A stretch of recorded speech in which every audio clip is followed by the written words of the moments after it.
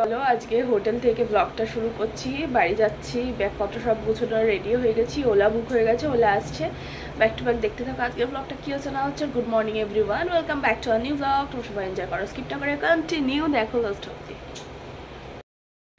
Good morning everyone, বাজে 6টা। যাই এখন আমাদের নিজেদের ডেস্টিনেশনে। ওলার জন্য ওয়েট করছি এখানে। ওলা প্রায় কাছে চলে এসেছে। আর এই তো বাবু এখানে নিচ পেছনে আছে, মা আছে, সব আছে। আমরা বেরোচ্ছি, কারণ হাজারদুয়ারি ট্রেন আছে। সকাল সকাল প্রায় 5টার সময় উঠেছি, আর্লি মর্নিংয়ে, যেন দেখেছি বেসের অবস্থা কেমন।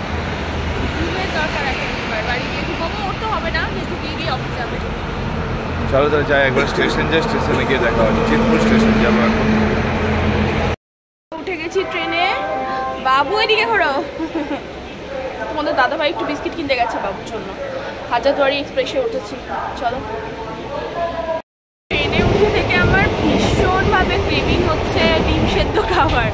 বাট ডিম সেদ্ধ উঠলো না, কিন্তু চা, মানে অনেকদিন ধরে আমার একটা অভিযোগ ছিল যে চা বিক্রি করে বাট বিস্কিট কেন রাখে না। আজকে এমন একটা চাওয়ালা উঠেছিল যেখানে বিস্কিট ছিল, আর এত টেস্টি ছিল বিস্কিটটা, কি বলবো। মানে অভিযোগটা মনে হয় শুনে নিয়েছে, এই ব্যাপারটা একটা বেশ ভালো লাগলো। বলো মা। ফার্স্টে জুগাড়ু হয়ে গেল আমাদের, খেলাম। এবার বাড়ি গিয়ে তো আর কিছু খাওয়া বানানোর জন্য ডালপুরি নিয়ে নিয়েছি। এখানে বসে ব্রেকফাস্ট হয়ে গেল, ডিম সেদ্ধ, ব্রেড বাটার আর ডালপুরি নিয়ে। তাই তো তাই তো ওর আব্বুর সাথে বসে বসে ট্রেন থেকে বাইরের দৃশ্য দেখছে। মানে এইগুলোর সাথে ধীরে ধীরে বাবু পরিচিত হচ্ছে আর কি। ওর তো পরিচিত নেই এরকম সিচুয়েশন বা এরকমভাবে সব অত কিছু। ধীরে ধীরে সমস্ত কিছুর সাথে পরিচিত হচ্ছে। হ্যাঁ হ্যাঁ হ্যাঁ, চলো। দেখছে, শিখছে, জানছে। সমস্ত কিছু অভ্যেস করানো ভালো, সব কিছু, ছোট থেকে বড় সব। ইতিমধ্যে বাড়িতে এসে ফ্রেশ ট্রেশ হয়ে আগে ব্যাগপত্রগুলো গোছালাম, সব ব্যাগ গোছানো ডান। এবার পুরো বাড়ির অবস্থা উলুচুলু হয়ে রয়েছে। মানোরা আন্টি চলে এসেছে, আমি একটু ডাস্টিংটা করে দেবো, উনি কাপড় কেচে ঝাঁটফাট দিয়ে ঠিয়ে নেবে, মুছে নেবে। ব্যাক টু ব্যাক চলুক, চলো ডাস্টিংটা আমি সেরে নিই। আমি এসে থেকে কিন্তু এখনো বসিনি, মুখটাও কিন্তু ধুইনি। মানে হাতটা হ্যান্ড ওয়াশ করেছি, পাটা ভালোভাবে ডেটল জল দিয়ে ধুয়েছি, ড্রেস চেঞ্জ করে কন্টিনিউ ঢুকেছি। কখন 10:30, এখন 12টা বাজে, একদম বসিনি। ডাস্টিংটা হয়ে এসছে, হওয়ার মুখে করে নিয়ে একটুখানি বসবো, তাও খুব বেশি না, 10 মিনিট মতো বসেই স্নান করে নেবো তাড়াতাড়ি মাথা থেকে, তাহলে একদম ফ্রেশ লাগবে। আগে বাড়িঘর ক্লিন না করলে আমার মন ভালো লাগে না, একদম ভালো লাগে না। আর জাস্ট অ্যালার্জি, ধুলো ঢুকে গেছে দিয়ে হাঁচু হাঁচু হচ্ছে। ওই রুমের বিছানা পরিপাটি করা হয়ে গেছে, এটাও জাস্ট পরিপাটি করে দিলাম। বাড়িঘর পরিষ্কার থাকলে মন ভালো থাকে। ফ্রেশ লাগছে একটু, মানে মাথা থেকে স্নান টান করে। দুদিন তো ঘুরতে গেছিলাম বলে ওখানে মানে জলে মাথা ধুইনি, কিন্তু রাত্রে একদিন 11টার সময় স্নান করেছি। আর হঠাৎ করে এখান থেকে গিয়ে ওখানে এত গরম, এসি ঠেসি চালিয়েছি, ফ্যান এসি একসাথে, কোল্ড ড্রিঙ্কস, আইসক্রিম, সব কিছু কোক টোক খেয়ে আমার ঠান্ডা লেগে গেছে। বাড়ি এসে ঠান্ডা লেগে গেছে হালকা, ঠিক হয়ে যাবে, ঘুমোলে হয়তো ঠিক হয়ে যাবে, ওরকম বেশি কিছু না। তো যাই হোক, বাড়ি ঘরও ঝাঁচকচকে পরিষ্কার করে দিয়েছে মানোয়ারা আন্টি, সব কাচাকুচি হয়ে গেছে, কিছুটা হয়েছে আর কিছুটা কালকে কাচাবো। সব টিপটপ।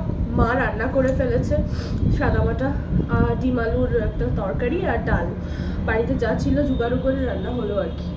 তো চলো একদম লাঞ্চে তোমাদের সাথে দেখা চলবো। তো দাদা ভাই তো গেছে অফিসেও, এসে বেরিয়ে গেছে। আর জানি না রাতে আসবে কিনা, দেখা যাচ্ছে কত কি হচ্ছে। এখানে ডাল রান্না হচ্ছে পাতলা করে মুসুরে, এখানে ডিম আলুর তরকারি। বোন বাবু শরীরটা কেমন লাগছে আমার, ওর শরীর ভীষণ খারাপ, আমাদের সাথে যেতে পারেনি, তো এখন চা খাচ্ছি দুই বোন মিলে।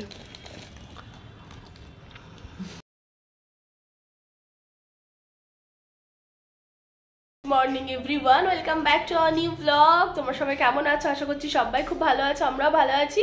তো কালকে ব্লগটা আর এন্ড করা হয়নি, কালকের সাথে আজকের ব্লগটা অ্যাড করে দিচ্ছি। কাল এসেছি যেহেতু এক জায়গা থেকে গোছাগাছি সমস্ত কিছু থাকে, তো সন্ধ্যা অবধি ব্লগ করে আর ব্লগই করা হয়নি, কিছু সব কিছু গোছাগাছি করতে।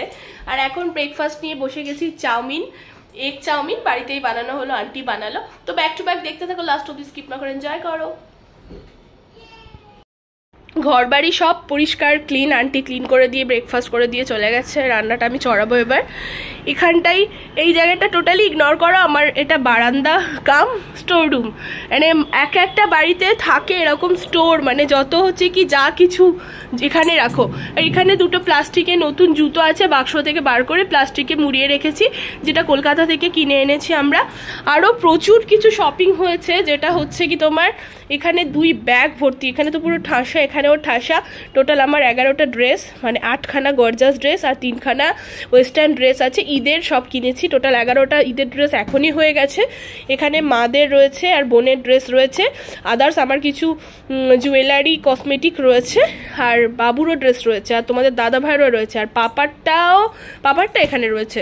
সবার জন্য ড্রেস কেনা কমপ্লিট। আবার কিছুদিন পরে ঈদের আবার শপিং বাকি শুরু হবে। মানে যেটা হচ্ছে কি শুরু হবে বলতে, আমি শাড়ি হচ্ছে কি, দাঁড়া ফ্ল্যাশটা অফ করে দিই, শাড়ি কিছু নেয়ার আছে আমার। একটা ওহো 11টা নয় 12টার একটা শাড়িও নিয়েছি, ওখানে একটা শাড়িও রয়েছে আমার। তো আর ঈদের শপিং বলতে 2টো ওয়েস্টার্ন ড্রেস নেব, আর একটা 1 পিস আর একটা নেব, আর একটা শাড়ি নেব, যেটা 15টা রোজা হয়ে যাওয়ার পরে নেব। তোমাদের দাদা ভাই হচ্ছে কি ও আর কিছুটা নেবে, ব্যাস। পাপার জন্য আর একটা কিনবো, বোনের জন্য আর একটা, মায়ের জন্য নাইটি, আমার জন্য নাইটি। এগুলো কেনা বাকি থাকলো, সেটা পরে কিনবো আর কি। ব্যাক টু ব্যাক তোমরা দেখতে থাকো। আর শুধু আমাদের জন্য সবাই দোয়া করো, আমরাও তোমাদের সবার জন্য দোয়া করি, সবাই যেন ভালো থাকো, এটাই বলবো। চলো রান্নাটা চড়াই দিই। এখন জোর কদমে চলছে রান্না। মাকেও ডেকে নিয়েছি। কেন ডাকলাম মাকে, ইচ্ছে হলো পোলাও বানাতো। তোমাদের দাদাভাই পোলাও চাল আনলো, বাড়িতে বাকি সবই ছিল, চিকেন আনলো, চিকেন কষা, পোলাও আর টিকি করবো। এবার গ্যাস ফুরিয়ে যাওয়ার একটা ব্যাপার রয়েছে, জানি না যদি গ্যাস ফুরিয়ে যায়, যদি স্বাদ দেয় তাহলে টিকিও হয়ে যাবে, সবই হয়ে যাবে, আর সব রান্নাটাই হয়ে যাবে। ব্যাক টু ব্যাক দেখো, কিচ্ছু জানি না গ্যাস ফুরিয়ে গেলে কি হবে। চলো, এই যে এখানে পোলাও রেডি আমাদের, একদম সাদা সাদা পোলাও, কোনো কালার মেশানো হয়নি।